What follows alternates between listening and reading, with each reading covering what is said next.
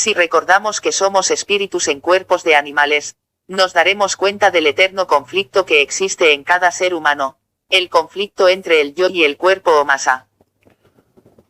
Por cierto que no es posible identificarse sino con el cuerpo físico porque éste sirve solamente como vehículo al espíritu.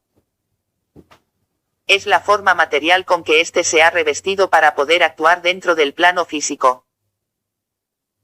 Como espíritu y cuerpo representan los polos opuestos de una misma energía que es mente, la vida en la Tierra se convierte en un verdadero cautiverio para el que no ha educado su masa a fin de que sirva al espíritu.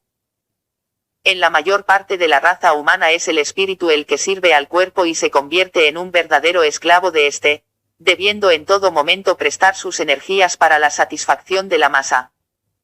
Esta es la situación que el hombre ignora. El espíritu, que es energía superconsciente y superinteligente, es el criado de la masa que es materia bruta e inconsciente.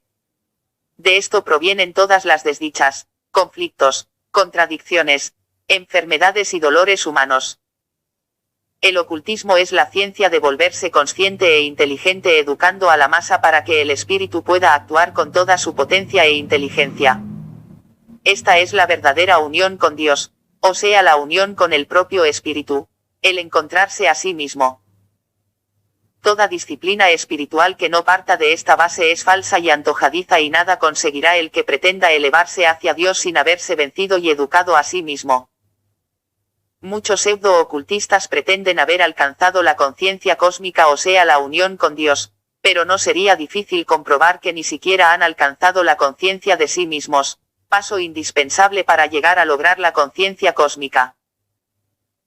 Siempre debemos empezar por alcanzar conciencia en lo material para conocer nuestra exacta posición ya que desde el momento en que vivimos en un cuerpo físico no podemos olvidarnos de él para remontarnos a desconocidas alturas. Es muy conocido en ocultismo el símbolo de la estrella de 5 puntas o pentagrama que representa a un hombre de pie con los brazos abiertos.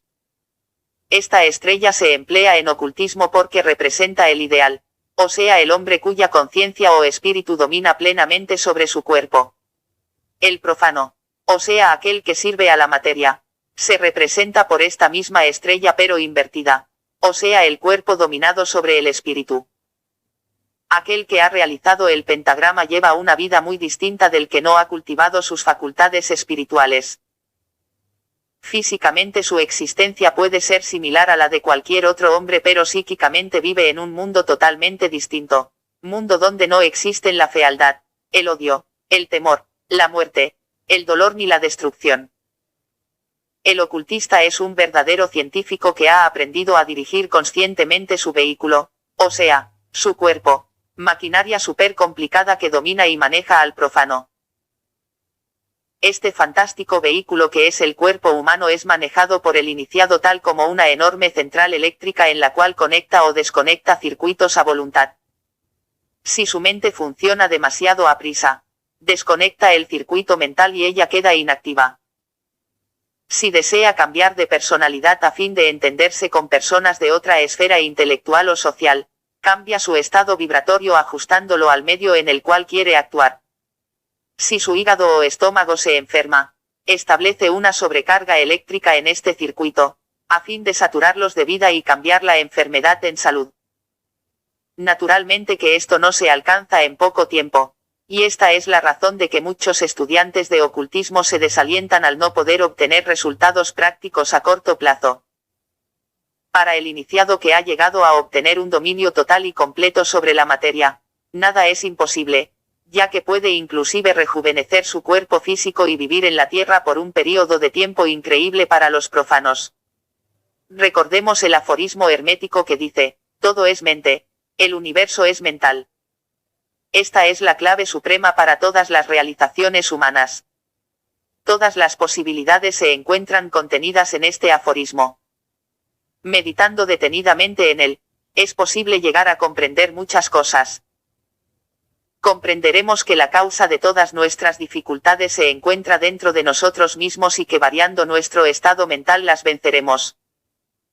Si comprendemos que todo es mente, veremos que nuestro cuerpo es energía mente detenida o coagulada en una vibración determinada. Nuestro cerebro, nuestro hígado, Nuestro corazón son materia mental a través de la cual podemos actuar con nuestro pensamiento. A fin de aclarar más el dominio que el iniciado alcanza sobre su cuerpo, diremos que a través de una rígida autodisciplina llega a hacerse obedecer de la materia mental o atómica de todo el cuerpo, pudiendo por lo tanto actuar sobre lo físico a través de lo mental. Ya que estamos hablando sobre el cuerpo físico, analizaremos ese desequilibrio que se llama enfermedad.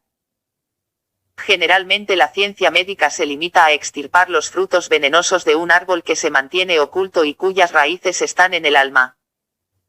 Este árbol fructifica en forma de enfermedad y es regado o vitalizado por los estados negativos del sujeto. Todo lo que conocemos como enfermedad se origina primero en el alma, aunque sea una lesión puramente física tal como la fractura de una pierna. Nada sucede porque sí, todo tiene una causa originaria, causa que debemos buscar siempre en los estados vibratorios del alma.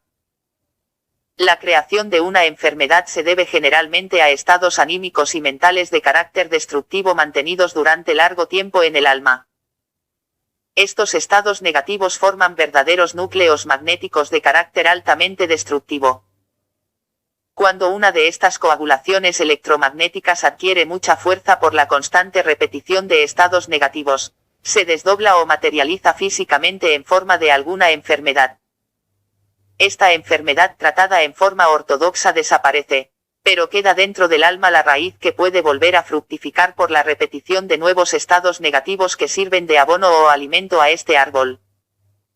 Es posible también que la vibración destructiva que produjo más tarde una enfermedad haya penetrado en el alma desde fuera en un momento de debilidad vital o en un estado fuertemente depresivo o histérico, estados que abren totalmente las puertas de las defensas invisibles del hombre. Lo que conocemos con el nombre de aura es la irradiación electromagnética del individuo que sirve como coraza protectora contra vibraciones extrañas. Cuando esta defensa desaparece, quedamos a merced del inmenso océano de diferentes vibraciones que es la atmósfera que nos circunda. Se objetará que muchas enfermedades son producidas por microbios. Sin embargo, es necesario considerar que la virulencia de un germen no depende exclusivamente de este sino del contacto microbio-cuerpo. Es indispensable la existencia de un medio adecuado que se produce por la influencia de las coagulaciones electromagnéticas negativas. Mientras la ciencia no busque la causa de las enfermedades en el plano de la energía mental, no podrá encontrar el remedio para aquellos males producidos por supermicrobios o microbios etéricos que existen como principio activo únicamente en el plano energético. Uno de estos casos podría ser el del cáncer, lo cual explicaría casos de posible contagio, al ponerse en contacto el enfermo con un sujeto cuya aura estuviera abierta. Podríamos comparar a estas coagulaciones electromagnéticas con sanguijuelas que se localizaran en una parte del cuerpo y comenzaron a chupar la esencia vital de la célula. Una vez que este ente ha extraído esta esencia vital, se produce la degeneración celular por falta de energía. A medida que el coágulo destructivo se alimenta, va haciéndose más fuerte y extendiéndose hasta lograr una total aniquilación. Es imposible que el cáncer se presente en un individuo de aura fuerte, magnética y pletórica de vida, belleza y amor. Son muchos los casos de enfermedades producidas por estados energéticos destructivos generados por el propio individuo. La medicina oculta empieza por lo tanto por cambiar los estados vibratorios del alma para llegar a destruir lo negativo que puede llegar a manifestarse, o que ya se haya manifestado como enfermedad. Si pudiéramos ver en el plano de la energía, nos horrorizaríamos al observar a los demás y al observarnos nosotros mismos. Veríamos verdaderos zoológicos ambulantes, hombres con parásitos de energía mental incrustados en diversas partes del cuerpo, según las pasiones dominantes del individuo. Cada uno de estos parásitos simulará formas grotescas de animales, verdaderos demonios que se alimentan de las energías vitales hasta producir el agotamiento. Basta pensar que todas las energías humanas tienden a crear la mente, el corazón, los deseos, etc., para que nos demos cuenta de que con cada deseo y con cada pensamiento estamos dando a luz verdaderos hijos invisibles que son los que están formando nuestra buena o mala suerte. Es por esto que se puede afirmar sin exagerar, Que el hombre es hijo de sí mismo porque de acuerdo con sus exteriorizaciones energéticas se va formando y creando a sí mismo. De él depende el crear ángeles o demonios. Hay ocasiones en que nos encontramos con personas que a pesar de verse limpias y bien arregladas y ser totalmente normales físicamente, nos producen asco y repugnancia, sin que logremos darnos cuenta a qué se debe esto. La causa de estas antipatías o simpatías repentinas radica en el desplazamiento electromagnético vital, producto de la vibración predominante en una persona, vibración que a su vez es producida por el conjunto de sus pensamientos y sentimientos. Todo aquel que actúa de acuerdo con las leyes de la naturaleza estará siempre protegido por ella, pero el que viola sus leyes tendrá que sufrir su reprobación. ¿Puede alguien quejarse de mala suerte cuando no pierde ocasión de hablar mal de la gente o de proferir groserías constantemente? ¿Pueden quejarse el invertido, el borracho o el depravado? ¿O el pesimista que pasa el día quejándose e imaginando 1000 calamidades distintas? Si acostumbramos a analizar cuidadosamente nuestros actos, iremos poco a poco descubriendo la causa de nuestro fracaso, sea este económico, sentimental o de cualquier otra clase. Veremos cómo nuestra actual situación es producto de una cadena de acontecimientos que han sido producidos por dejadez, desidia o decisiones equivocadas. La costumbre de proponerse muchas cosas y no realizar ninguna, por ejemplo, es altamente perniciosa, ya que para poder alcanzar dominio y poder sobre los acontecimientos externos, es necesario antes que nada acostumbrarse a cumplir con la propia palabra, y a cumplir y poner en práctica las propias decisiones. Quien pone en práctica esta enseñanza en forma metódica y paciente verá que cada día crece su dominio sobre las fuerzas de la naturaleza hasta llegar a realizar todo lo que se propone. La causalidad deja de existir, pues su voluntad se convierte en ley para la naturaleza. El primer paso para la solución de cualquier problema es el optimismo. Basta creer que se puede realizar algo para tener medio camino recorrido. La actitud mental positiva es indispensable para el que busca la superación. Debe en todo momento sentirse alegre, positivo, pletórico de energía y vida, en armonía con las fuerzas creadoras divinas. Debe ser un admirador de la belleza en todas sus manifestaciones, a fin de purificar y sutilizar su alma. Jamás sentirse vencido o agobiado por nada. Como hijo de Dios, el hombre tiene derecho a disfrutar de la protección de su Padre y de todos los bienes de éste. Al adoptar una actitud mental positiva se aísla el individuo de todas las vibraciones destructivas que pueden llegarle desde fuera, y, por ley de armonía, captará solamente lo positivo y superior.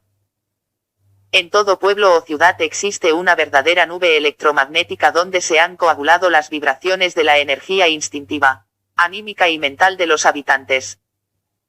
Esta nube flota por encima del pueblo a una altura determinada por la densidad de las vibraciones. Todos los que viven allí o que llegan por primera vez cogen las vibraciones de esta nube. Como desgraciadamente vivimos en un medio pasional y egoísta, se comprenderá fácilmente que nos sobrecargamos diariamente de fuerza poco deseable. Estas vibraciones pasionales del alma colectiva de los pueblos, son las que nos cogen para sumirnos en la miseria, la depresión, la angustia y la mediocridad. Es difícil elevar la vibración mental y emotiva por encima del tono predominante en el grupo social, pero este es el único medio para librarse de verdaderas intoxicaciones invisibles producidas por estas fuerzas negativas. Si un día cualquiera despertamos de mal ánimo y decimos, en todo me va mal, la vida no vale la pena vivirla o algo por el estilo, nos ponemos inmediatamente en onda con lo negativo o inferior. Como todos pasamos por momentos de crisis y situaciones difíciles, debemos acostumbrarnos a negar conscientemente lo negativo o malo para nosotros. Al hacer un esfuerzo de voluntad y sobreponernos a todo lo desagradable y malo que nos está sucediendo, estamos practicando científicamente la transmutación mental. Esto es actuar al revés del común de la gente, que apenas sufren contratiempos de escasa importancia, los exageran tremendamente, contándole a medio mundo las desgracias terribles que les han ocurrido. Lo correcto es mantenerse sereno y vibrar en el polo opuesto a la vibración que queremos cambiar. La casualidad no existe en la vida, todo obedece a motivos o causas precisas. Lo que sucede es que no siempre podemos llegar a distinguir las verdaderas causas de aquello que recibimos como efectos. La ley de causa y efecto es la que va delineando el camino a través del cual nos moveremos en la vida. De manera que está dentro de nuestras posibilidades el poner en movimiento solamente fuerzas o causas positivas a fin de cosechar más adelante de acuerdo con lo que hemos sembrado. La buena o mala suerte de un individuo obedece siempre a causas desconocidas que llegaron a manifestarse como efectos. Esto de la suerte es un interrogante que aqueja a todos aquellos abandonados por la fortuna que no logran triunfar, a pesar de luchar denodadamente por salir adelante. Estos desafortunados observan con envidia a los que suben y suben económicamente, y a los cuales parece favorecer la naturaleza, ya que en todo lo que emprenden obtienen éxito sin grandes esfuerzos de su parte. Examinaremos detenidamente este punto por ser de sumo interés para los que buscan superarse, ya que es justo que el hombre busque su prosperidad material y espiritual. 4 son los principales factores determinantes de la suerte del individuo. 1. Su destino, o sea la posición de los astros en el momento de nacer. 2. El destino de sus padres, que en gran medida se traspasa a los hijos. 3. Las experiencias recibidas hasta los 21 años de edad, y después hasta los 33. 4. Las relaciones amorosas. No considero aquí la actitud mental ni la fuerza de voluntad u otras cualidades que están influidas o dependen en cierto modo de los factores recién enumerados. El destino. En el momento en que se llega a la vida, o sea en la primera respiración, se graban en el niño las vibraciones cósmicas resultantes de las diferentes posiciones planetarias. Cada planeta tiene un peculiar desplazamiento electromagnético y según las posiciones que ocupa en el espacio se van produciendo diferentes combinaciones de rayos cósmicos que son los que actuarán en el destino futuro del niño. Aparte de esto, tenemos que considerar el caudal de karma causas bueno o malo proveniente de encarnaciones anteriores, y que fatalmente deberá manifestarse en efectos. Si el karma es muy duro costará mucho abrirse paso en la vida hasta que no se haya logrado expiarlo completamente.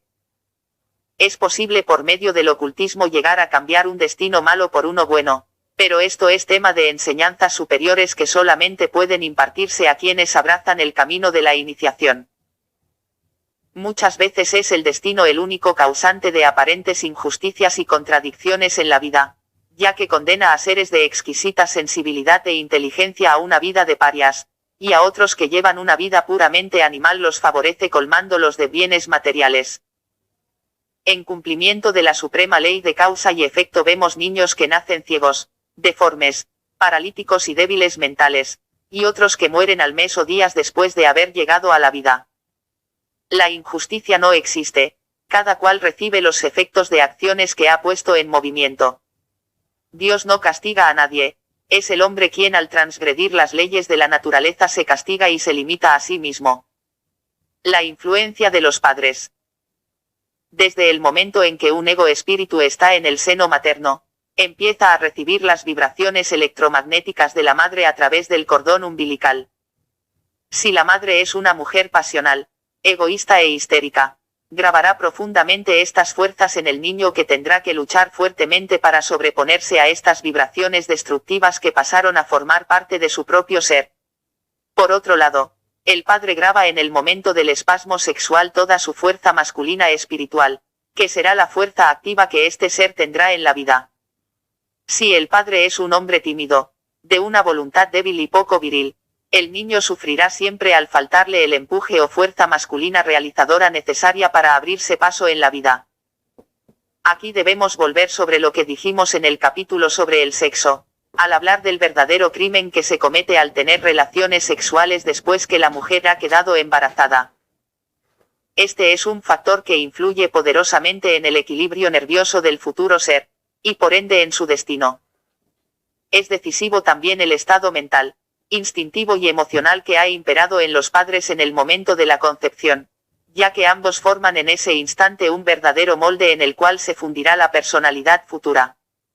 Es cierto que los pecados de los padres los pagan los hijos, ya que en la práctica un hijo es un desdoblamiento o prolongación de los padres, heredando en parte el karma de estos.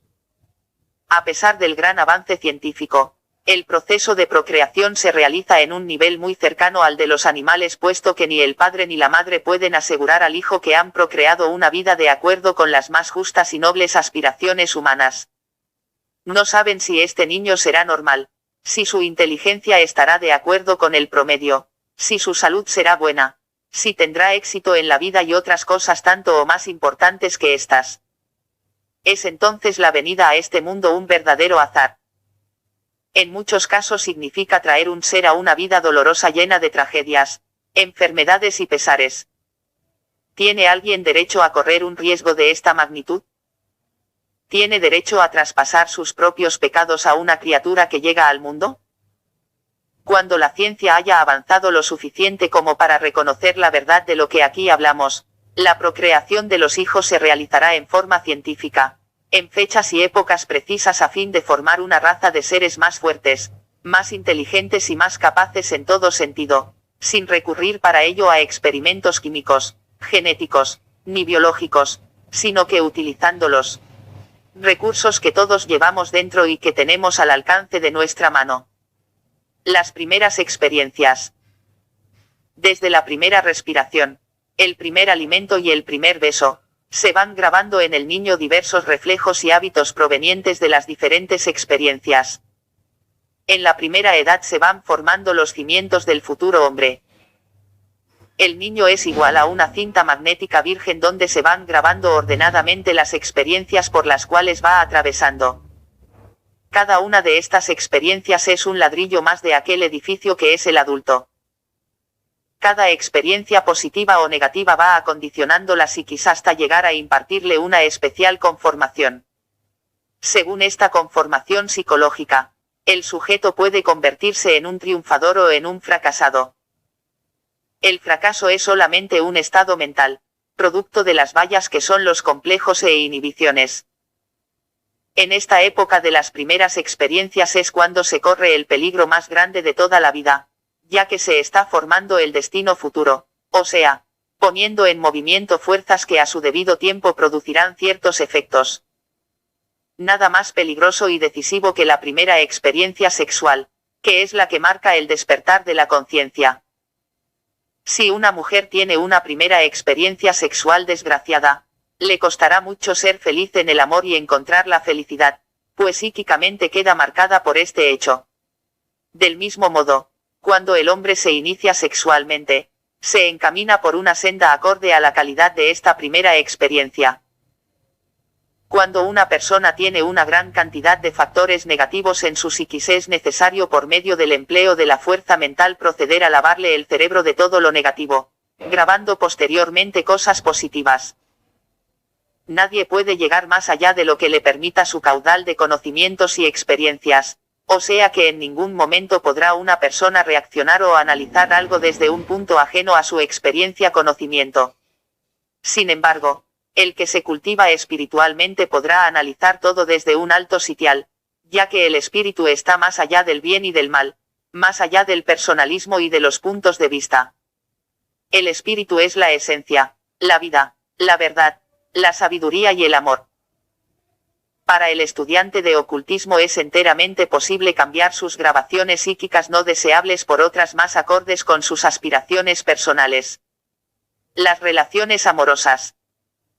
El hombre que entrega su corazón a una mujer pasional, dominante e histérica, no podrá jamás abrirse camino en la vida mientras esté unido a ella. Cuando una mujer es dominante y no se entrega espiritualmente a su compañero, le absorbe a este todo su magnetismo etérico masculino, dejándolo vacío y despolarizado, incapaz de crear y de abrirse camino por medio de su fuerza activa. Este hombre está en una situación parecida a la de un vehículo que tuviera un potente motor al cual le faltara el combustible necesario.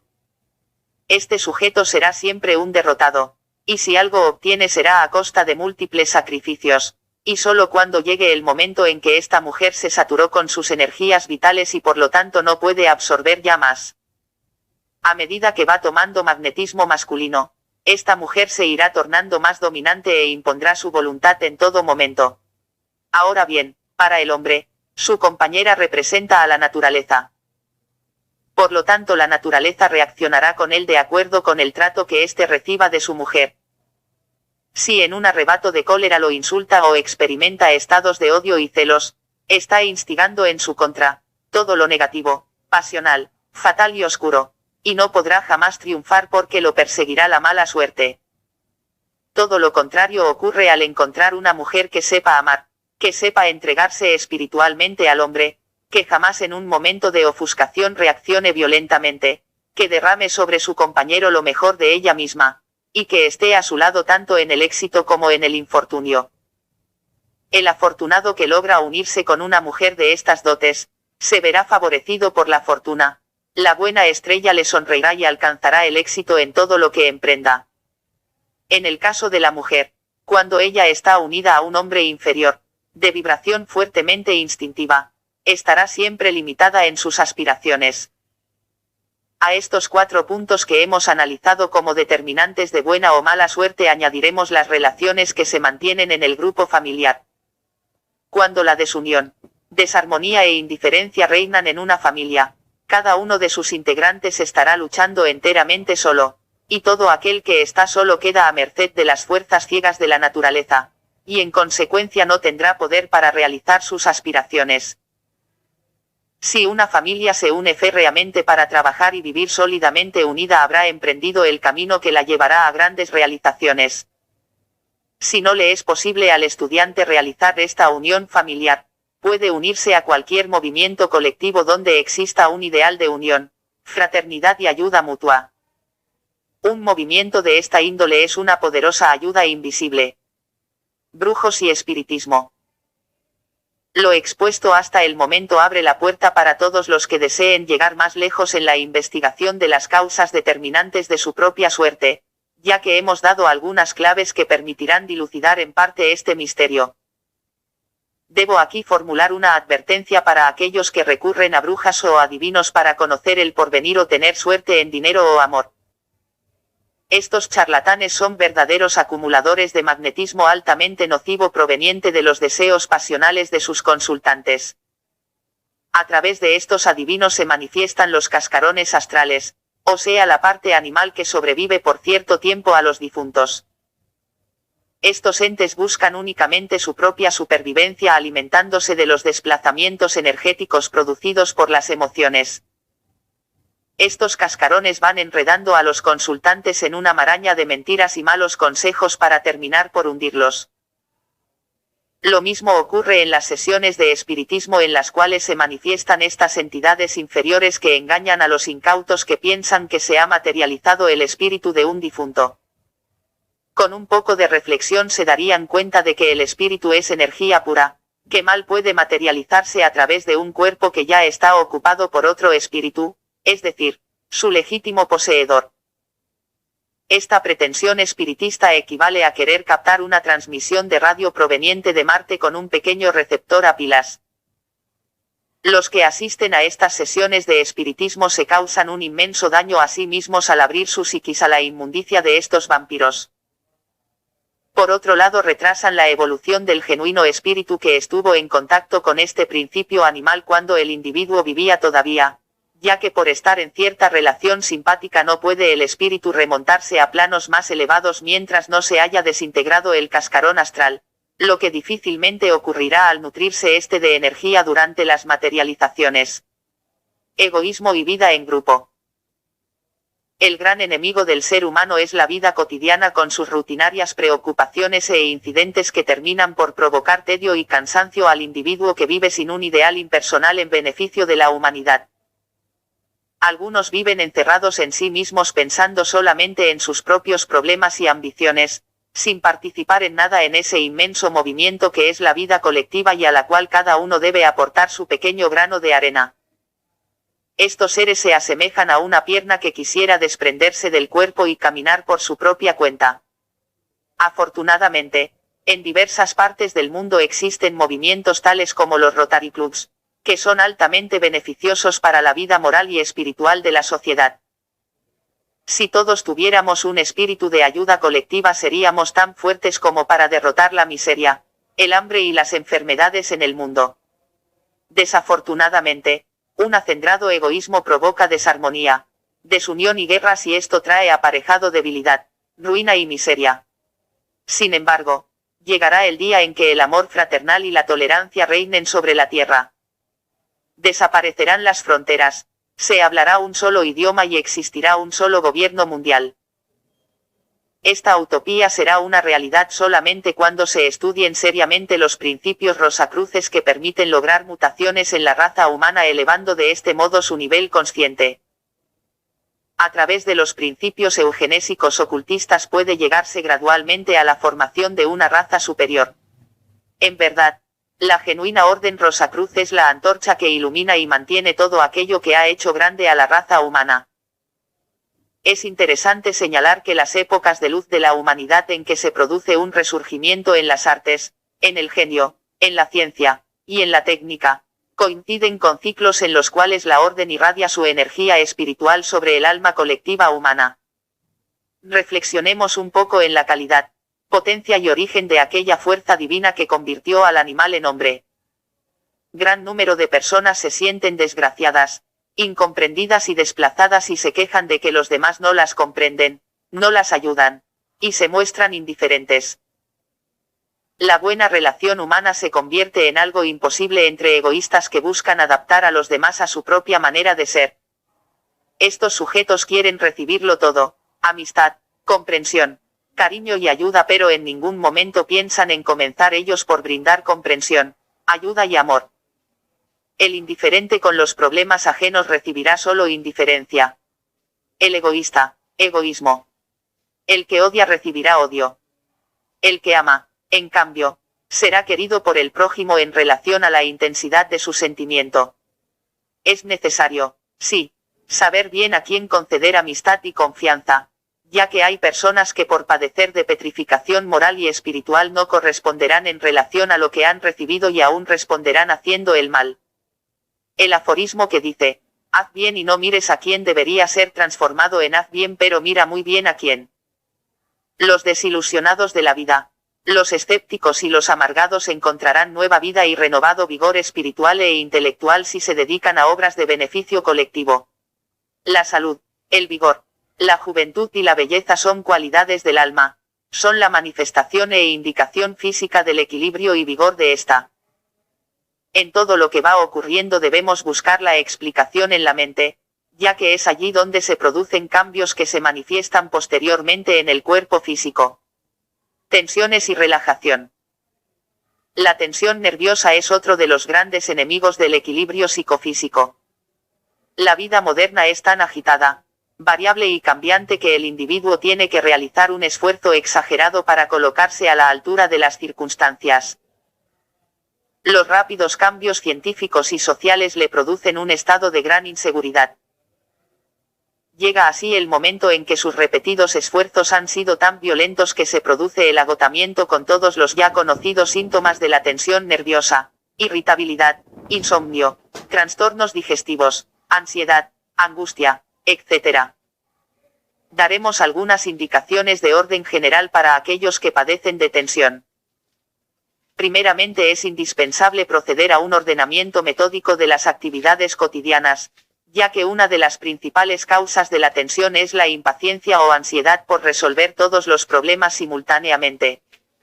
El desarrollo de la paciencia es fundamental para lograr relajarse. Un excelente ejercicio para esto es el siguiente: diariamente tomar 20 fósforos y colocarlos en un montón sobre una mesa. Con la mano izquierda ir tomando lentamente uno por uno pasándolos a otro lado de la mesa. Se debe pensar solamente en lo que se está haciendo, sin distraerse. Este ejercicio también provoca un estado de relajación y debe hacerse cuando el individuo se encuentra muy agitado. La impaciencia y la tensión siempre van aparejadas. Generalmente el impaciente vive con el pensamiento puesto en hechos que no requieren un interés inmediato sino que se presentarán en un futuro próximo. El sujeto vive entonces en una especie de angustiosa espera que le impide concentrarse debidamente en la actividad del momento presente. Este mal hábito produce un gran derroche de energía nerviosa al dividir la unidad psicofísica que se ve enfrentada a dos problemas en forma simultánea.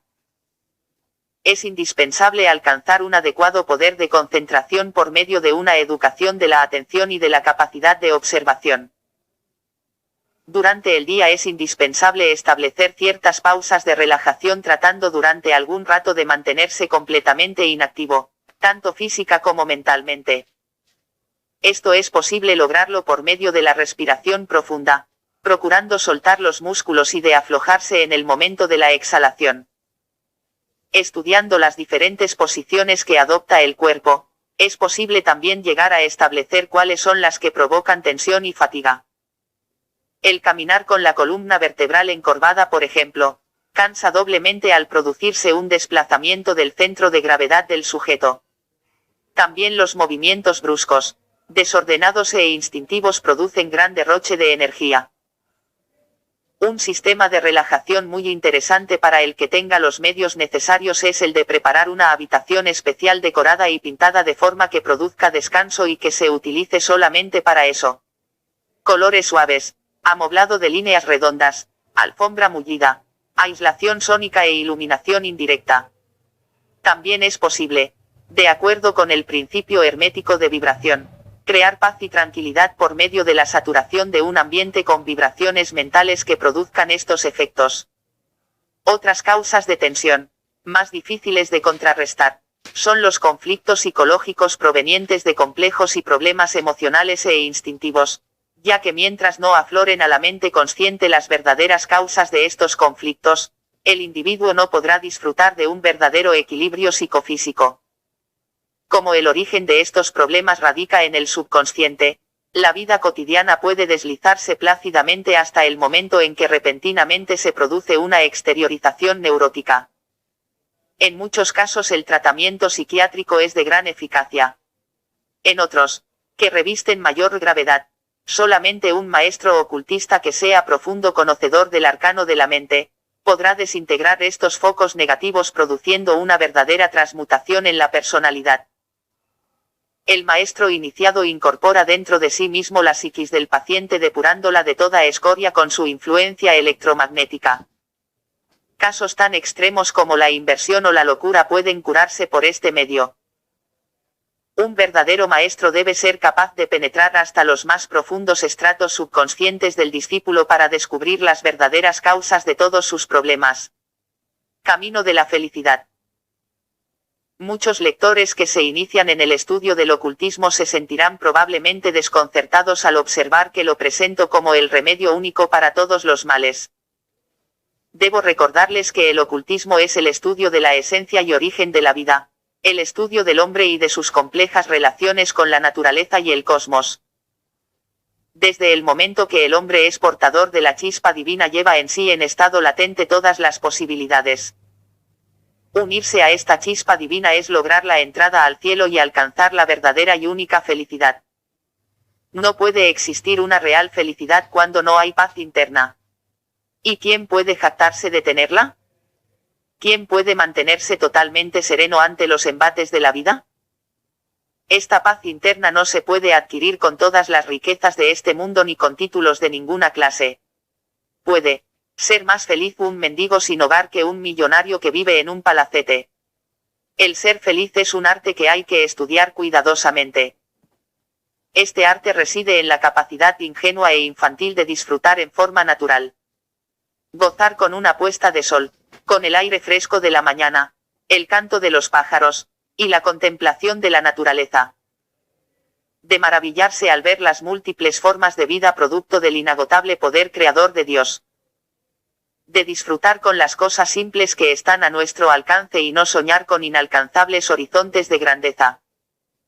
El caminar algunos minutos puede ser para el hombre consciente y despierto una maravillosa aventura. Siente que está vivo, que existe, que es. Siente la vida, la fuerza de la sangre en las venas, el impulso de las corrientes nerviosas, la pujanza del corazón, el poder creador de las manos. Ve y siente los corpúsculos de vida que flotan en el aire, el olor de la vida, el calor de la conciencia humana, la respiración del planeta, la vida vegetal, las emociones y pensamientos encontrados de sus congéneres, la constante y poderosa presión del Espíritu Divino, Las fuerzas inteligentes de cada órgano del cuerpo que luchan y laboran para mantener la vida, se pone en contacto con ellas, las ayuda. Es el amo y señor de su pequeño universo. Esto es estar vivo, estar despierto, ser consciente. La fuerza regeneradora e inteligente que mantiene la vida en el cuerpo humano se cansa y agota al no contar con el apoyo y la cooperación de la mente. Cuando el individuo vive presa de negros pensamientos, contribuye esto en gran medida a crear un estado de desintegración psíquica que influye poderosamente en el quebrantamiento vital. La vejez es una progresiva derrota de las fuerzas creadoras por parte de la energía destructivo o desintegrante. Así como la misión del poder creador es mantener la vida, la fuerza desintegrante debe destruir todo lo viejo, caduco y estacionario para dar origen a nuevas formas de vida. La vida trabaja para la muerte y la muerte para la vida. Ambas son diferentes extremos de aquella energía única que llamamos mente. Si alentamos pensamientos destructivos, estamos favoreciendo el proceso destructivo, es decir, nos estamos suicidando lentamente. Es a causa de esto que la vejez comienza en el alma. Empieza con el abandono a la vida fácil, a la pereza, las penas, la tristeza y la decepción. La vida es movimiento, desplazamiento, actividad. Todos los que han llevado una vida muy activa y se retiran de improviso al descanso y la ociosidad destierran las fuerzas creadoras y decaen rápidamente, como una planta que muriera por falta de agua y sol. Todos los que se consideran viejos deberían tratar de mantener su alma joven iniciando nuevas empresas, manteniendo vivas las ilusiones de la juventud, conservando la fe en la humanidad, tratando de disfrutar de la belleza del mundo y de la vida. Si es posible, que se enamoraran nuevamente, tratando de redescubrir el amor. Los años terminan por convertir el amor matrimonial en una relación puramente habitual. Se acostumbran tanto el uno al otro que se necesitan mutuamente. Pero este no es el amor que sintieron al conocerse. Desapareció aquella frescura, optimismo, vida y hermosura. Deben empezar por reencontrarse a través de nuevos cortejos y galanteos, ideando 1000 diferentes modos de sorprenderse y halagarse mutuamente. El alma humana tiene tantas y variadas facetas que seguramente les queda mucho por conocer el uno del otro. La vida reside en los cambios, el estancamiento y la inmovilidad traen la muerte. La sobrealimentación es otro de los principales factores de envejecimiento prematuro, al someter a un excesivo trabajo al aparato digestivo, cuya inteligencia oculta termina por fatigarse. El que desea prolongar su juventud debe someterse a períodos de ayuno, que puede ser total o parcial. El secreto de la vida reside en la alternancia de actividad y reposo, de lo cual nos da ejemplo el corazón latiendo más de 100.000 veces cada 24 horas. Desde el punto de vista de la superación espiritual existen muchas opiniones con respecto a la alimentación, alegando algunos que para conseguir la pureza espiritual es imprescindible abstenerse de comer carne. La verdad es que no se pueden establecer normas generales en esto, ya que todo depende de la constitución particular de cada uno.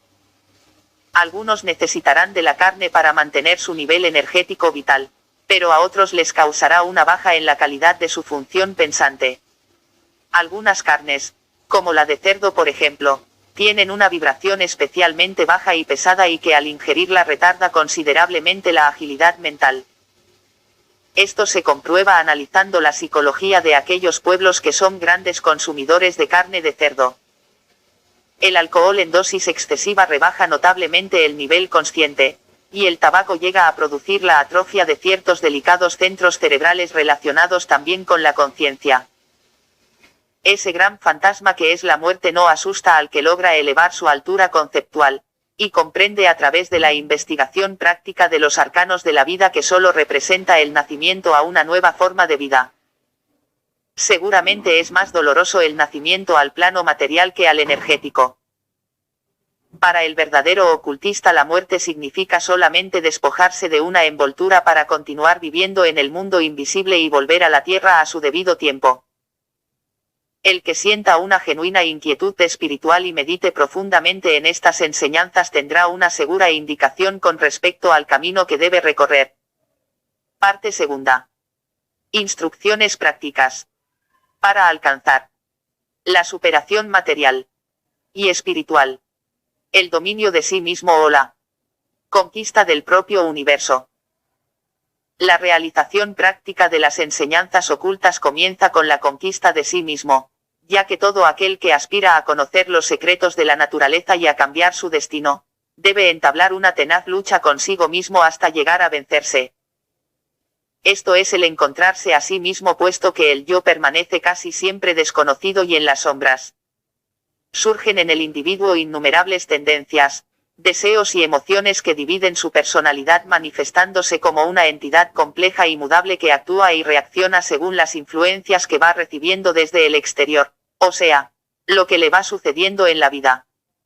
Por vivir en un cuerpo material, se origina un perpetuo conflicto entre lo que reclama el espíritu o yo y lo que desea el cuerpo o masa, produciéndose en todo momento un dominio del cuerpo sobre el espíritu. Empeora esta situación la identificación que se produce entre el yo y las sensaciones puramente orgánicas. Yo tengo hambre o yo tengo sueño se refieren exclusivamente a estados corporales que se reflejan en el yo y lo obligan a proceder de acuerdo con estas sensaciones. El yo es igual a una persona a la cual se pretendiera llevar en varias direcciones al mismo tiempo. No puede existir conciencia cuando el yo sufre el dominio de fuerzas encontradas que lo empujan hacia donde él no quiere ir. Si queremos ser conscientes debemos imponernos a los instintos, los sentimientos y las emociones, a fin de que el yo sea en todo momento el amo y no el esclavo. Es corriente encontrar individuos que ejecutan actos que van en contra de sus principios y deseos, y esto es porque el yo en ese momento se vio dominado por una fuerza inferior. Desde el momento en que el cuerpo es nuestra manifestación concreta, visible y tangible, debemos poner en orden esta compleja fábrica en que cada obrero manda sobre el dueño o patrón. Nuestro cuerpo es un verdadero universo en miniatura donde cada órgano representa a un cuerpo planetario y realiza funciones que van en beneficio de un todo inteligente que debe ser el dueño y gobernador de ellos. A fin de proceder a la unificación de las energías bajo el mando del yo es indispensable tener un centro de gravedad permanente y estable, es decir, un ideal por realizar aquí en la Tierra que viene a ser similar a la raíz de un árbol. El que no tiene un ideal juega con sus deseos, instintos y emociones, creando el caos completo en su pequeño universo o microcosmo. Si nos examinamos y observamos atentamente, veremos la increíble influencia que tienen sobre nosotros los estados de ánimo por los cuales vamos atravesando, estados que condicionan nuestras acciones. Estos estados anímicos son producidos por todo aquello que va penetrando por nuestros sentidos, tanto bueno como malo, o sea que somos una especie de esclavos de la causalidad. La gran cantidad de sugestiones que recibimos va condicionando nuestro estado de ánimo, sea hacia lo positivo o hacia lo negativo. El subconsciente es igual a la tierra fértil que concibe toda clase de semillas, sean buenas o malas. Paralelamente a las sugestiones que se reciben desde el exterior surgen los deseos nacidos de la masa o cuerpo físico, que tienden únicamente a su propia satisfacción y placer. Las pasiones dominan al hombre en mayor o menor grado según su evolución espiritual e inevitablemente lo conducen a metas jamás deseadas por el verdadero y único yo o espíritu del individuo. Un hombre dominado por una pasión deja de ser consciente e inteligente para descender al mismo nivel del animal que es movido solo por sus instintos. Es difícil, sin embargo, distinguir entre la pasión y un deseo del yo, lo cual puede lograrse únicamente a través de una cuidadosa autoobservación. Pasión, como su nombre lo indica, es un estado pasivo, o sea, un estado en que el individuo actuó como hembra, es decir, concibió dentro de su alma un deseo que le llegó desde fuera en forma de una vibración, para manifestarse posteriormente como si hubiera sido un deseo propio, nacido de sí mismo. Un altísimo porcentaje de lo que desea y realiza el individuo como si fuera propio, son campos de vibración que han penetrado desde fuera o bien han nacido de su parte fisiológica que desde luego no representa en modo alguno su yo. Debido a que el cuerpo físico es la morada del yo, se produce una lucha constante entre la voluntad del cuerpo y la del espíritu. Lejos de ser el dueño del vehículo material que ha escogido, el yo se convierte insensiblemente en su esclavo, ya que es incapaz de controlar a las 4 inteligencias que actúan en el individuo dentro del campo fisiológico y que son la inteligencia del aparato procreador, la del aparato digestivo, la del aparato circulatorio y la del aparato respiratorio. El procreador está relacionado con todo lo que es creación, el digestivo con la mantención del cuerpo físico, el circulatorio con las emociones, y el respiratorio con el intelecto. Todo lo que el hombre desea o ambiciona se manifiesta a través de uno de estos aparatos, ya sea porque se originó en él o porque penetró desde fuera. Estas 4 inteligencias forman lo que podemos llamar el alma, o sea lo pasivo, manifestándose el espíritu como lo activo. Es imposible llegar a conseguir lo que uno desea si el yo no toma las riendas del poder y se impone sobre el cuerpo y sus diferentes manifestaciones. Es muy común observar en la vida diaria a personas que anhelan conseguir algo y se someten a un plan de acción elaborado especialmente para la consecución de su fin. Pero por más que se esfuerzan no son capaces de caminar en línea recta hacia la meta tal como se lo habían propuesto. ¿Por qué sucede esto? Porque el individuo cambia a cada instante. Cada 5 minutos se manifiesta en él una nueva personalidad que no opina lo mismo que la anterior y por lo tanto, lo va desviando insensiblemente del fin propuesto. Podríamos comparar al hombre y sus fuerzas con un ejército sin general pero con muchos oficiales, cada uno de ellos dando contradictorias órdenes. Los soldados desconcertados no saben a quién obedecer y terminan peleando entre ellos mismos. El yo debe tomar el puesto de general sobre su ejército e imponerse a ellos en todo momento para obligarlos a una lucha fructífera y no estéril, como le sucede a muchos en la vida diaria que luchan fuerte y tenazmente pero por desgracia sin conseguir el resultado apetecido. Es imprescindible entonces establecer orden en nuestro cuerpo físico. En primer lugar es necesario sintonizarse con la fuerza constructiva que opera en el cuerpo. Ya dijimos en páginas anteriores que existen 2 fuerzas principales que operan en todo el universo y por ende dentro del hombre y estas son la fuerza vital o constructiva y la muerte o fuerza destructiva. En el cuerpo se libra constantemente una tenaz batalla entre estas 2 fuerzas que tratan de aniquilarse una a otra. La muerte se manifiesta a través de todos aquellos estados depresivos y de angustia que aparecen comúnmente. Sus diferentes nombres son pesimismo, desilusión, tedio, tristeza, angustia, celos, odio, etc.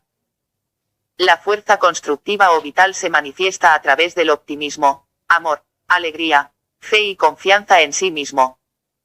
Llamaremos a la fuerza destructiva negativa y a la vital, fuerza positiva.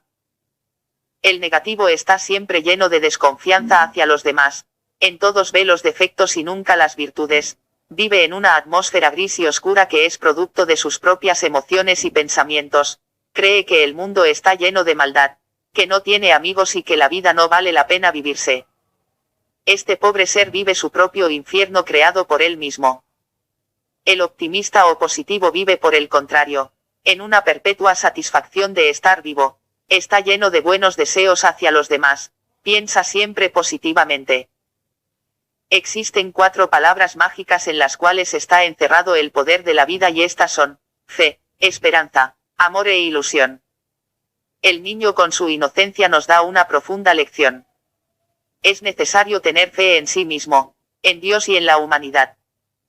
Mantener siempre viva la esperanza y la ilusión de un mañana mejor.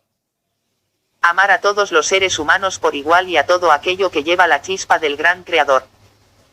Aquel que es ateo y no cree en nada ni en nadie a no ser en los fenómenos materiales, está muerto por dentro, tiene el alma petrificada. Una vez que se ha conseguido expulsar las energías destructivas es necesario empezar la creación de un hijo que será nuestro Salvador. Este hijo se llama el yo volitivo inteligente. Este yo es el que se encargará de la dirección de todas las fuerzas que operan en el ser. A fin de tener éxito en la creación de este yo es menester atenerse al siguiente orden. 1. Educación y dominio del sexo. 2. Educación y dominio del corazón. 3. Educación y dominio de la mente. 4. Educación y dominio del alma. 5. Madurez del yo volitivo inteligente. Una vez que se ha logrado llegar a la plena formación del yo volitivo inteligente, no hay nada imposible para un hombre, ya que puede trazarse una meta y caminar en línea recta hacia ella venciendo todos los obstáculos que encuentre en el camino. Antes de proceder a trabajar en cada centro se debe hacer un cuidadoso análisis de los propios defectos o vicios, para no perder de vista el ideal, o sea lo que uno anhela conseguir. Se debe escribir esto en forma clara y concisa en un cuaderno o libreta y releerlo diariamente, es decir, fijarse una meta y no perderla de vista en ningún momento. Lo más grande que puede existir es llegar a alcanzar un dominio total y completo sobre sí mismo. Este objetivo en apariencia tan sencillo es la llave maestra de toda realización material o espiritual, ya que significa el llegar a ser consciente que es la suprema meta del ser humano. Debido a la sencillez misma de lo anterior, temo que los lectores no lo comprendan debidamente y le resten importancia. A fin de aclarar más el concepto, y ya que estamos en la era de los robots y los proyectiles dirigidos, haré la siguiente comparación. El hombre es un robot creado por alguien que desconocemos, robot en el cual se implantaron ciertos circuitos fundamentales como el instinto de conservación, reproducción, reacciones emocionales y capacidades cerebrales de lógica, deducción y análisis. De pronto surgió en este robot una pequeña chispa que podemos llamar conciencia, chispa que permanece inadvertida e inactiva en la mayoría de los humanos que se limitan a usar solamente los circuitos robóticos implantados. El que logra cuidar y alimentar la pequeña chispa de la conciencia y hacerla crecer hasta que derrote a los circuitos del robot y se apodere de la dirección del cuerpo, ha vencido todas las limitaciones humanas porque se ha hecho más que humano al superar algunos límites impuestos a la especie. Se debe empezar entonces por educar el cuerpo material que se ha acostumbrado a seguir sus propios impulsos, y que reacciona ante los intentos de dominarlo igual que un caballo salvaje al que se ensillara por primera vez. Sabe instintivamente que si no lucha perderá su dominio sobre el yo que llegará a convertirse en su dueño y señor. El obstáculo más grande que encontramos en el camino del autodominio es la falta de conciencia.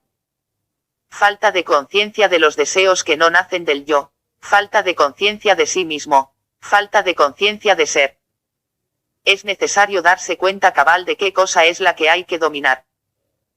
Se trata sencillamente de aprender a distinguir los deseos nacidos de la masa de los deseos nacidos del espíritu. Si es posible, confeccionar una lista de todo lo que pertenece a la masa y lo que pertenece al yo. Hay que comprender que el dominar algo no significa matar o sofocar. Dominar significa el realizar algo solamente cuando el yo volitivo inteligente lo quiere. Dominarse a sí mismo significa poseerse. Poseer plenamente el vehículo físico o cuerpo que es la morada del espíritu. Significa que el espíritu logró adaptar plenamente su vehículo a sus necesidades. Recién en ese momento cumple con el objetivo que lo trajo a la vida, es decir, puede actuar en la materia con tanta desenvoltura y conciencia como lo hacía antes en su plano original y recién puede comenzar a pensar seriamente en realizar alguna labor determinada.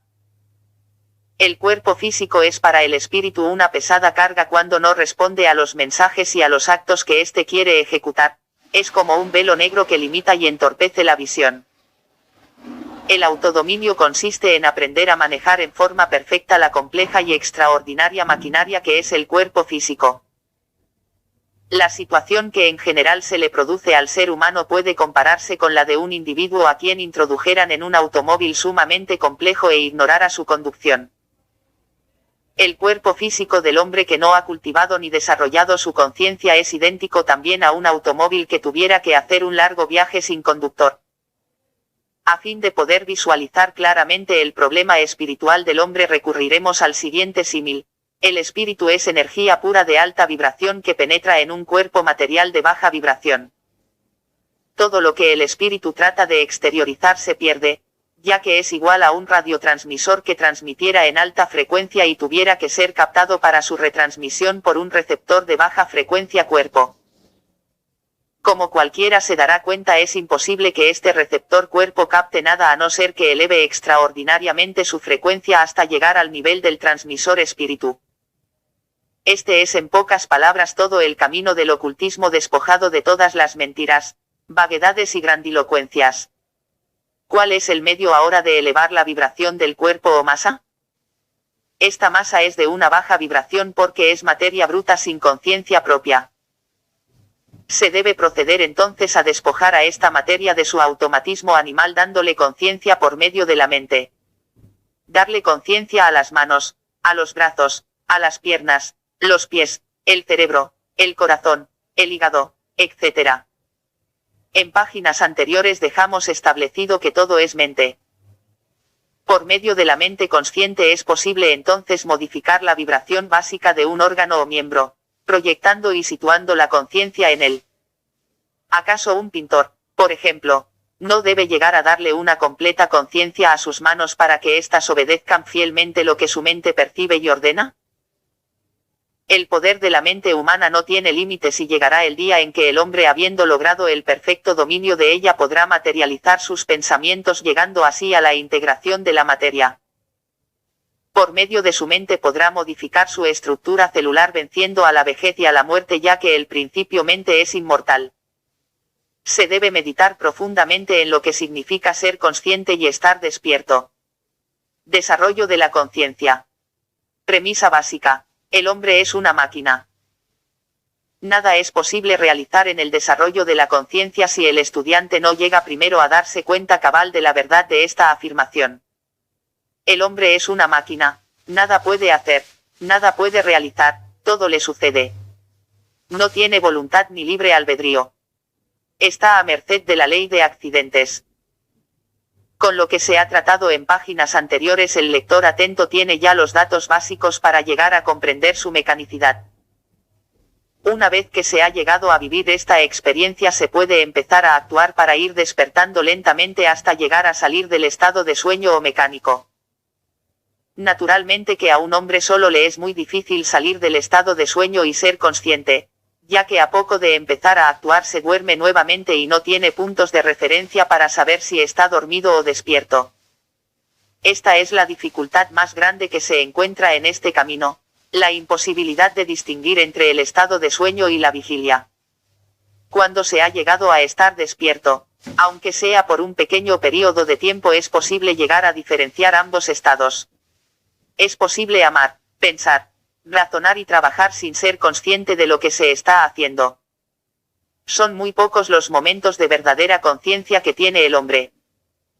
Cuando no se está despierto es posible darse cuenta de ello solamente al llegar un momento de conciencia. Se experimenta entonces la sensación de haber estado ausente mucho tiempo y de haber regresado repentinamente.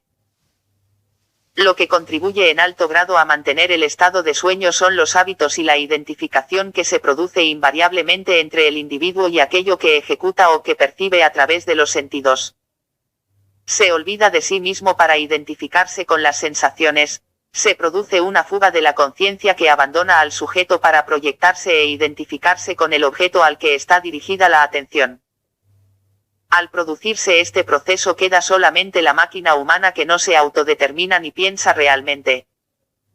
El primer paso para llegar a ser consciente es la sistemática y constante observación de sí mismo, a fin de que no se produzca la fuga de la conciencia. Se debe mantener una continua sensación de la propia identidad. Recordar antes que nada que se es. Yo soy el que quiero esto. Yo soy el que estoy actuando en este momento. Yo soy el que estoy viendo esto. Para ser consciente es necesario no olvidarse de sí mismo, ya que en el momento del olvido comienza el sueño. Como es necesario desempeñar una serie de actividades de carácter material, se produce fatalmente el olvido de la propia identidad. Para salvar este obstáculo es necesario educar la atención a fin de que se logre una bifurcación, en la cual en primer lugar, estará el yo, y enseguida aquello a lo cual se atiende. Esta es similar al rayo de una linterna que tuviera que atravesar una lente de aumento para iluminar un objeto. El rayo luminoso representaría la atención, la lente al yo. Por medio de este símil es posible apreciar la técnica mental a la cual es necesario recurrir para llegar a ser consciente o despierto. Naturalmente este es solo el primer paso, ya que existen muchos grados de conciencia a los cuales se llega a través de sucesivos despertares. A medida que el estudiante empieza a tratar de recordarse a sí mismo se da cuenta de lo difícil que esto resulta, ya que de pronto puede darse cuenta de que de un mes a esta parte ha estado totalmente dormido a pesar de creer lo contrario. Súbitamente y debido a un shock se produjo el despertar, acompañado del reconocimiento del anterior estado de inconsciencia. Cuando se ha logrado producir una dualidad en la atención, es necesario rehusar la identificación con los estados emotivos y las impresiones fuertes. Es posible que un sujeto logre estar consciente en la soledad, pero que al salir al mundo exterior se duerma profundamente. En los momentos en que se recibe una impresión determinada es necesario realizar un esfuerzo de voluntad para mantener la sensación del yo. Con la práctica, esto se convierte en algo bastante sencillo. A medida que se logra alcanzar un estado más elevado, va cambiando la percepción, ya que recién se comienza a ver las cosas como son en sí, y no como el individuo cree que son. Poco a poco se van realizando sorprendentes descubrimientos.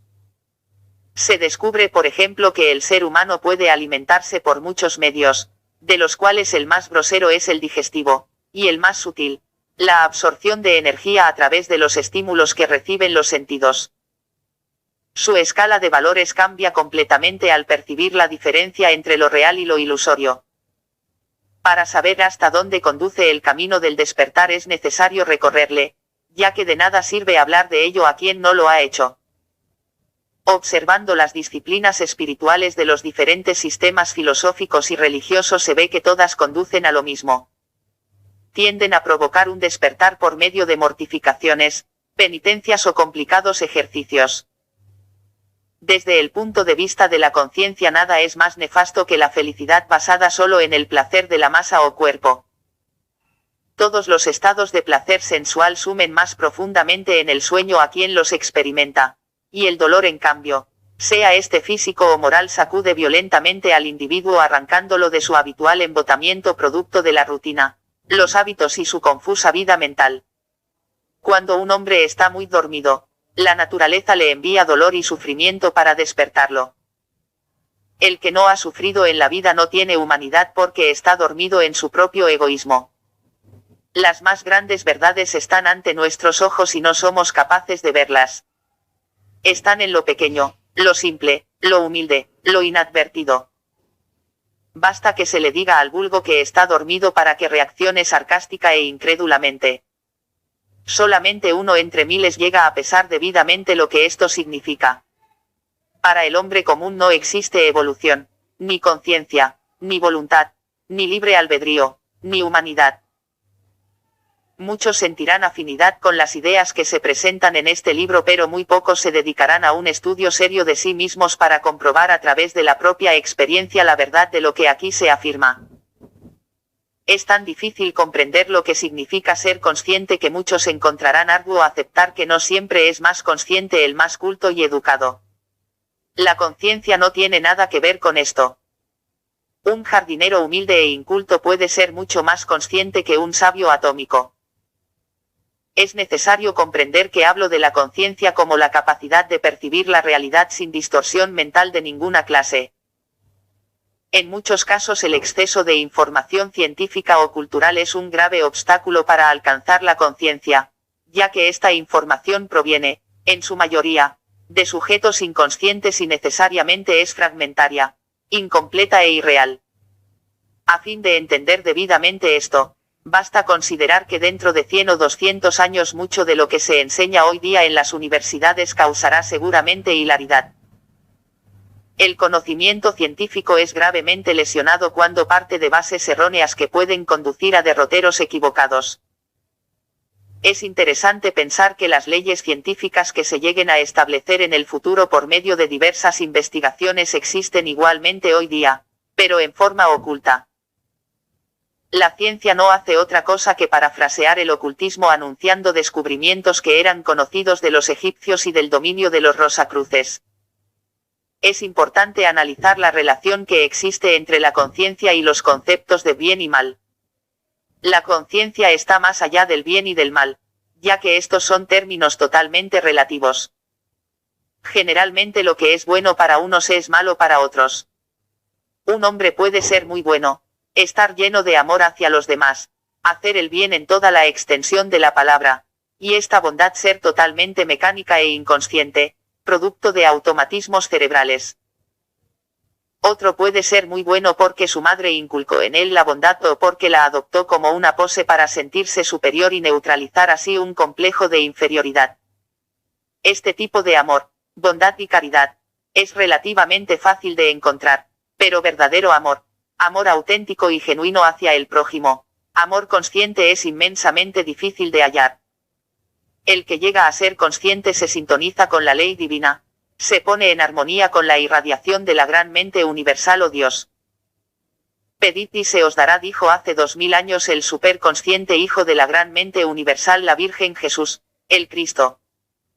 Muy pocos han llegado a comprender esta enseñanza, que como todas las que brindó este gran maestro ha sido falseada, desvirtuada y antojadizamente explicada. Cuando aquel que se ha sintonizado con Dios pide algo de corazón, esta petición es igual que una orden de Dios que tendrá que ejecutarse tarde o temprano. Pero, ¿puede ser considerado consciente el que vive esclavizado a la embriaguez sensual de la materia? ¿Puede ser consciente el que atesora riqueza sin pensar en ningún momento en los demás? Recordemos este otro aforismo de Jesucristo: dad y recibiréis. Aquel que quiere recibir algo debe comenzar por dar, y esto lo podemos ver tanto en los negocios como en las relaciones humanas. El que se preocupa de dejar satisfechos a sus clientes antes que de llenarse el bolsillo recibe siempre la justa compensación por su obra. El que da amistad recibe amistad. El que comprende a los demás es comprendido y tolerado. Hay personas que se quejan amargamente de soledad, de falta de amistad y de que no son comprendidos por lo demás. Estos seres jamás han pensado que no es justo pedir a los demás que lo comprendan, ya que esto equivale a pedir que todos ajusten y condicionen su ideología a la de uno, y esto es imposible. Hay que empezar por tolerar y comprender al prójimo, tolerar sus defectos y sus imperfecciones. Todos llevan en esencia el amor hacia los demás, pero la gran mayoría no han penetrado dentro de ellos mismos para exteriorizar este amor. Quien ha obtenido o está comenzando a obtener la conciencia, debe aprender a vivir de acuerdo con las leyes de la naturaleza, que son las fuerzas manifestadas por Dios para que pueda existir la vida. Por muy consciente que sea un individuo, no puede romper estas leyes o tratar de ir más allá de ellas, pero puede y debe utilizarlas conscientemente en beneficio de la humanidad. Una de estas leyes es la ley de la supervivencia del más fuerte. El que quiere llegar a realizar algo, debe hacerse fuerte para no ser barrido por otros más fuertes que él. Como estamos actuando en un cuerpo físico, debemos empezar por mantenerlo en perfecto estado de salud.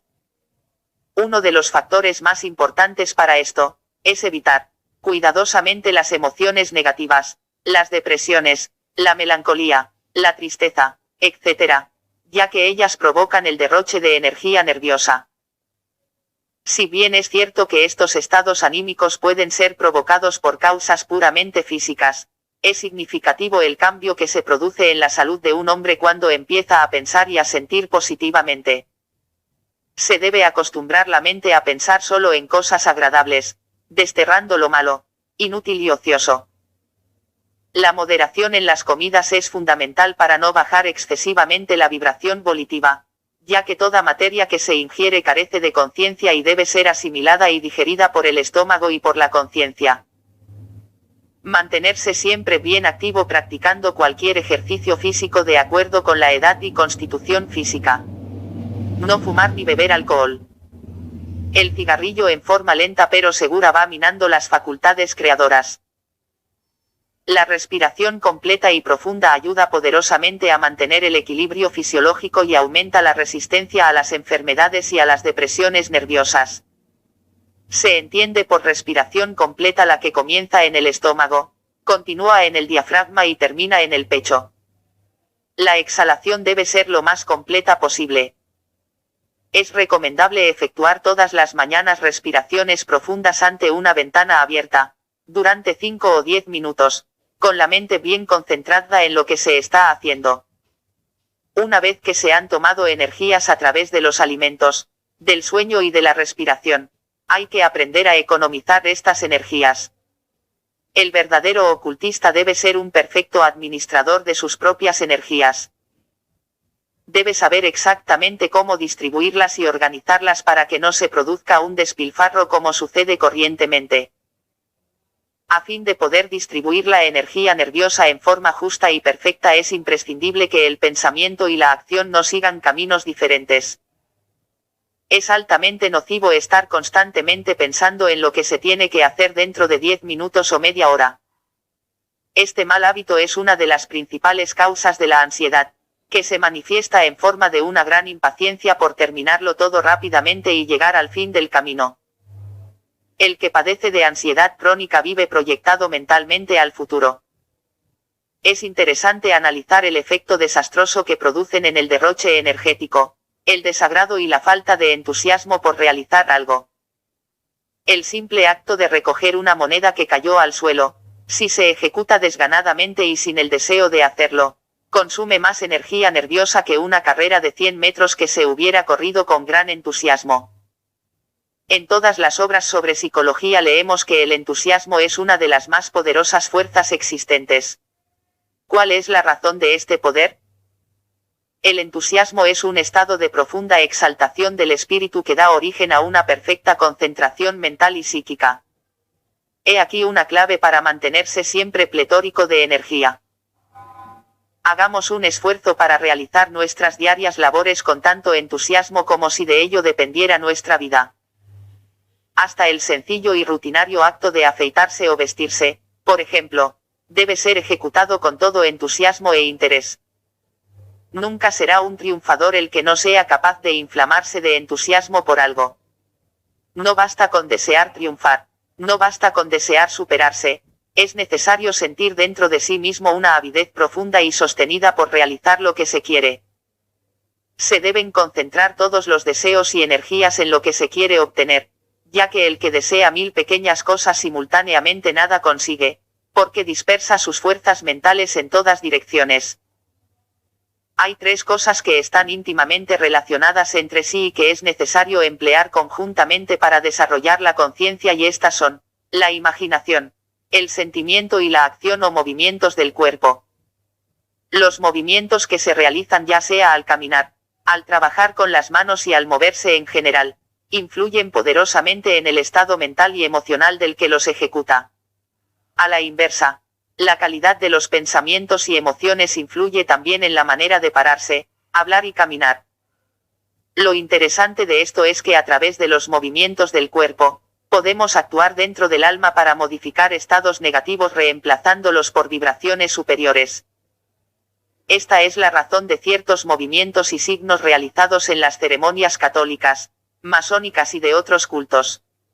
El hombre fuerte, optimista y sano psíquicamente, camina muy erguido, la cabeza levantada, los hombros echados hacia atrás y se advierte seguridad y fortaleza en todos sus movimientos. Al saludar aprieta la mano fuerte y decididamente y su voz es firme y bien articulada. El nervioso o deprimido camina agachado, casi no se atreve a mirar de frente, no puede hablar en presencia de un grupo y si lo hace su voz tiembla notoriamente. Este hombre debe practicar la vitalización psíquica de acuerdo con lo que exponemos en este trabajo a fin de poder convertirse en un triunfador. Para cambiar un estado mental y anímico negativo por uno superior, se puede realizar con éxito el siguiente ejercicio, que produce calma, paz y serenidad. Esforzarse por reducir la velocidad de lo que se está haciendo hasta llegar casi a moverse como en cámara lenta. Cada movimiento debe ser cuidadosamente estudiado, se debe ejecutar concentradamente poniendo el alma en ello. Respirar profundamente y relajar todos los músculos. En lo que a la concentración mental se refiere, se producirá un profundo estado de concentración difícil de alcanzar por otros medios. Es muy importante durante este ejercicio sentir o ser consciente de cada parte del cuerpo que se mueve. Una vez que se ha adquirido práctica, se debe tratar de sentir los músculos, los nervios, la sangre, el aire que penetra en los pulmones, etc. Naturalmente que este proceder se adoptará únicamente mientras dure el ejercicio. En la noche, cuando llegue el momento de dormir, Se debe proceder a la relajación de todos los músculos a fin de penetrar en un estado de sueño más profundo que el ordinario. Generalmente no se alcanza el sueño profundo hasta que no se ha producido la total relajación nerviosa y muscular, lo que puede llevar 3 o 4 horas. Este periodo, al que podríamos llamar anterior al sueño o preparatorio, es casi totalmente perdido para los efectos mismos de la renovación energética que se produce al estar dormido, ya que esta renovación se efectúa en el estado de sueño profundo. De esta manera, el que logra penetrar rápidamente en el sueño profundo, mantendrá su cuerpo lleno de energía y necesitará dormir menos, ya que aprovechará totalmente sus horas de sueño. Para los efectos de la relajación se procede de la siguiente forma: una vez acostado, respirar varias veces profunda y calmadamente concentrando el pensamiento en el plexo solar. Una vez efectuadas estas respiraciones, se empieza por relajar los músculos de la cara parte por parte, la frente, los ojos y las mandíbulas. Enseguida se continúa con el cuello, brazos, tórax y así hasta llegar a los pies. Cuando se produzca un estado de enfermedad, el estudiante debe esforzarse por sanar utilizando para ello su fuerza mental. La enfermedad es solamente un estado vibratorio negativo, que como toda vibración puede ser cambiado por medio de la fuerza mental. Es asombrosa la rapidez con que responde el organismo cuando advierte el poderoso apoyo de una fuerza mental inteligente que está tratando de ayudarlo a vencer la enfermedad. El gran obstáculo con que se estrellan comúnmente los buenos deseos de superación espiritual, es la inercia o fuerza negativa. El deseo y la acción de superarse forman una poderosa fuerza activa en el individuo, fuerza activa a la cual se opone su vida mecánica habitual que representa la inercia. A fin de que su fuerza activa no sea anulada por su parte negativa, el estudiante debe fortalecer constantemente su fuerza activa por medio del estudio y una rígida autodisciplina. La mayoría de los estudiantes de ocultismo se quedan únicamente en las buenas intenciones de realizar algo práctico, ya que toda su labor oscila como un péndulo entre la fuerza activa y la negativa, situación esta que se puede prolongar por toda la vida. Este es el gran peligro de estar solo y aislado. El que se propone llenar solo a conquistar su perfección espiritual comete el más grande de los errores, ya que se produce a la larga un estado de paz y tranquilidad por la ausencia de choques psíquicos con otras personalidades. Este hombre se siente en paz y cree firmemente haberse encontrado a sí mismo y haber conquistado la conciencia. No se da cuenta de que esta tranquilidad nace de un profundo estado de sueño. Así como existe la evolución, existe también la involución, o sea, el retroceso. El tipo de realización espiritual del cual hablábamos anteriormente, es justamente una involución, ya que cuando este individuo vivía normalmente en medio de la sociedad, sufría constantemente choques psicológicos que contribuían a mantenerlo algo despierto. Desaparecidos estos choques por el aislamiento en un monasterio, por ejemplo, se produce el sueño profundo que por supuesto brinda una gran tranquilidad. Es por esto que la condición ideal para alcanzar un verdadero y efectivo progreso espiritual hasta llegar a adquirir conciencia y voluntad propia, es el trabajo en un grupo bajo la dirección de uno que esté real y efectivamente despierto. Este director se preocupará constantemente de mantener y provocar las situaciones precisas destinadas a que sus discípulos no se duerman, a mantenerlos despiertos. Educación de la voluntad. Aparte de su inteligencia, el don más precioso de que dispone el hombre es la voluntad. En la gran masa humana la voluntad se confunde con el simple deseo. Voluntad es algo que va más allá, que arranca de lo más profundo de sí mismo. Es una poderosa presión interna que es la manifestación visible de lo que el individuo se propone realizar. Es muy acertada la expresión tener fuerza de voluntad, ya que se emplea para referirse al hombre que se impone una rígida disciplina como medio de lograr un fin determinado. Esta fuerza o capacidad de autodominarse se manifiesta en forma muy variable en las distintas personas. Algunas tienen mucha y otras carecen casi completamente de ella. El triunfo en la vida depende en gran parte de la fuerza de voluntad del individuo, de la capacidad de perseverar, de trabajar rudamente cuando otros flaquean, de sobreponerse a las situaciones desagradables, a la miseria y al fracaso. Existen personas de una gran inteligencia y de una exquisita sensibilidad, pero que no pueden abrirse paso en la vida porque les falta el poder de la voluntad. Por el contrario, vemos que aquellos que triunfan en la industria y en el comercio no siempre brillan por su gran inteligencia, sino más bien por su constancia, su dedicación absoluta al trabajo y su fuerte personalidad, que utilizan para imponerse sobre sus competidores. Muchas veces el sujeto mal educado, obtuso e insensible está más capacitado para el triunfo que aquel de gran cultura y sensibilidad, ya que no existe en él el temor a herir a los demás o molestarles con demandas de tipo comercial, por ejemplo. El hombre muy sensible siempre está pensando en qué va a opinar el hombre a quien visita para una entrevista de negocios o trabajo. Esta consideración hacia los demás le quita todo su empuje por miedo a ser mal recibido y por temor a ser inoportuno o molestar. El qué dirán es causa segura de fracaso y limitación. El que así piensa tiene una personalidad pasiva y por lo tanto no puede dominar sobre otros de carácter positivo, a menos que desarrolle en él el valor, el empuje, la audacia y una absoluta falta de consideración hacia los demás. Es necesario comprender el sentido en el cual he usado la palabra consideración. Es interesante comprobar la íntima relación que existe entre la voluntad y el entusiasmo. El que posee la capacidad de entusiasmarse fuertemente por algo, está muy cerca de conquistar el poder de la voluntad. Podríamos decir que la fuerza de voluntad es un entusiasmo contenido, sostenido y razonado. La abulia o falta de voluntad se caracteriza por una absoluta indiferencia por todo, falta de amor propio, falta de interés en sí mismo y en los demás. El frío e indiferente no puede jamás influir en otros para que le presten ayuda o apoyo en algo, ya que no les comunica la vibración anímica del entusiasmo, y cuando vemos a alguien falto de entusiasmo por algo, pensamos que no está convencido de la bondad o calidad del producto o de la idea que quiere vender. Este hombre no puede venderse a sí mismo, no logra mostrar sus valores ocultos. Plan de ejercicios. 1. Ejercicios físicos intensivos de acuerdo con la capacidad del estudiante. Estos pueden variar desde el levantamiento de pesas a la gimnasia de cualquier índole. En cualquier tratado de educación física se encontrarán los ejercicios adecuados a la contextura y edad. 2. 5 a 10 minutos de respiraciones profundas por la mañana.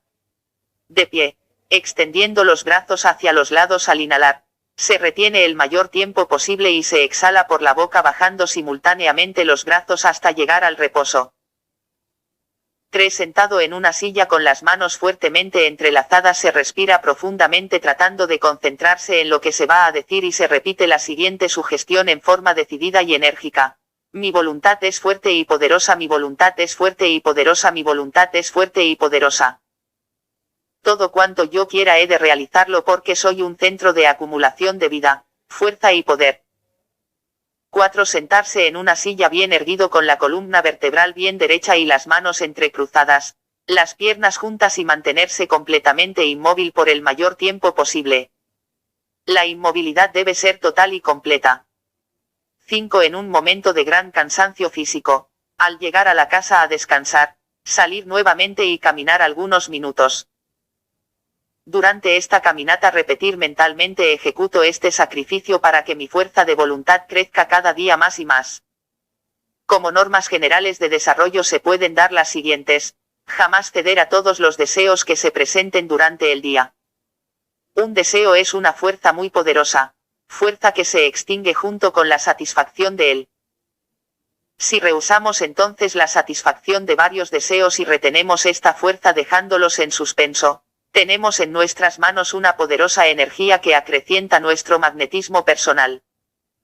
El cuerpo físico es igual a un caballo que hay que tener con la rienda muy corta para que no se desboque. Si se le da el gusto en algo, comienza a pedir más y no se satisface nunca.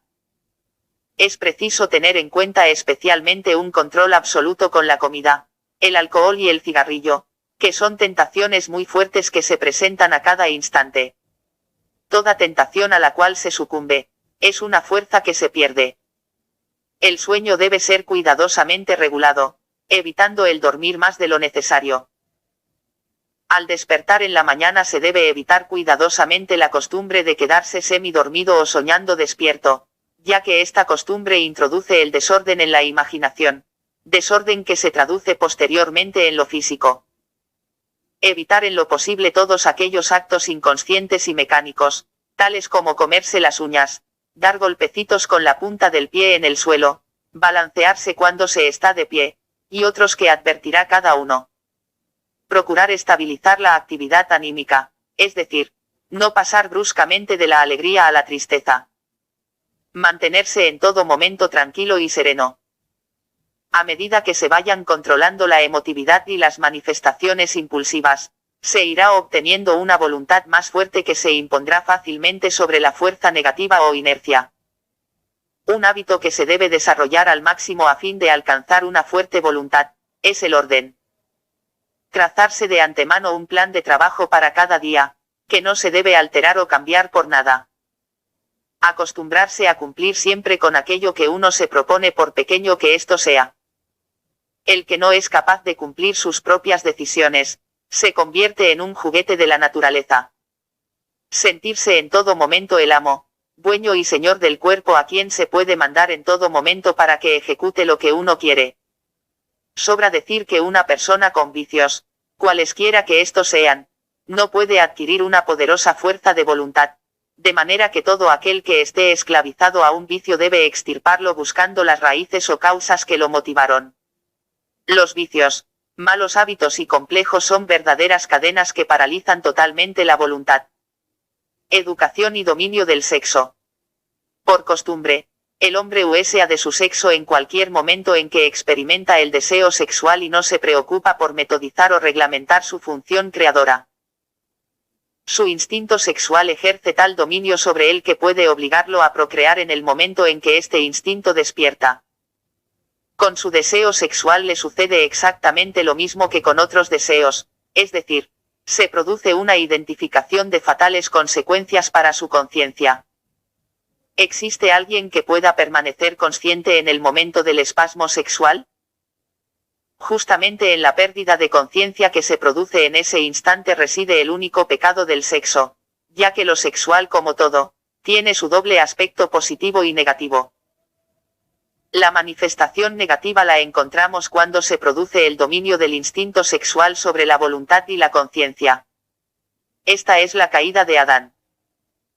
Su manifestación positiva se produce en el hombre totalmente posesionado de sí mismo que huesea de su sexo solamente cuando su conciencia lo permite.